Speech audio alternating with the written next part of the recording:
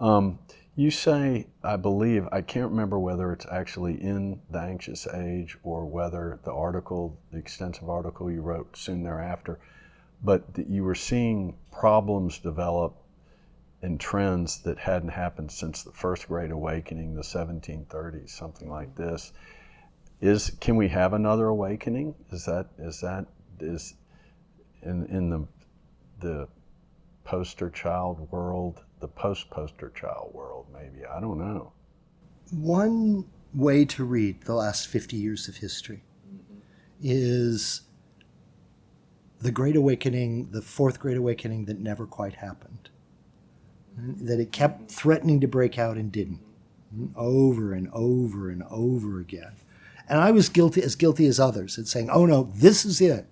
With these murders out in Colorado, this is going to break open the Great Awakening. I was as guilty as everyone at over-reading these, but it always never quite happened. But another way, an alternate way to read this is, yes, we just had the Fourth Great Awakening. Yeah. It's the woke. Yeah, wow. Right? That is why are the young drawn to this? Remember, Jonathan Edwards, in After the Surprising Conversions, in his account of this, of the First Great Awakening, he says there started to appear certain spiritual things. A man who had not been much of a churchgoer is found praying in an orchard. He names these various things, and he says the sudden flowering that came from this was a flowering of seriousness among our young people, and that's when we get the Great Awakening, out of the young people. That's what we've got here, What it is, of course, is the young people's hunger for this, and the madness of us telling them that this is what will save their souls. This is what will make them feel like they're good people. The churches used to corral these impulses. When the mainline churches broke, they were set loose, these tendencies and these madnesses and these, some of them good, right? This desire to be moral.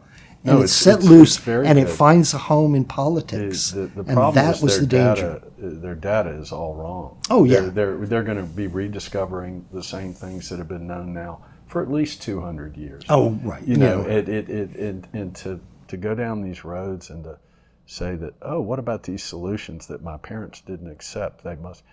No, the parents knew the 500-year history of why that solution is stupid.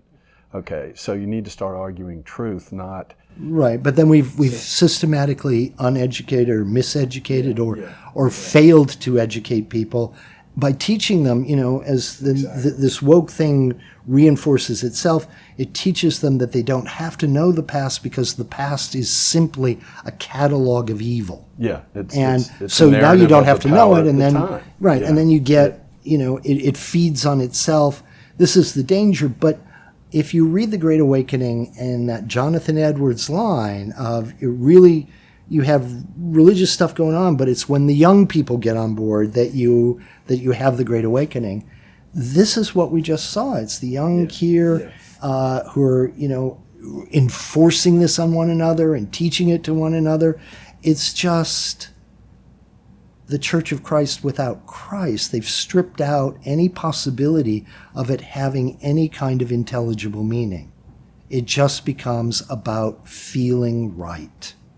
And what, every Great Awakening gave us some socio-political consequence. I'm actually persuaded, more or less, that the revolution doesn't happen without the Great Awakening first. I think the Second Great Awakening gives us abolitionism, which is, going to see the Civil War.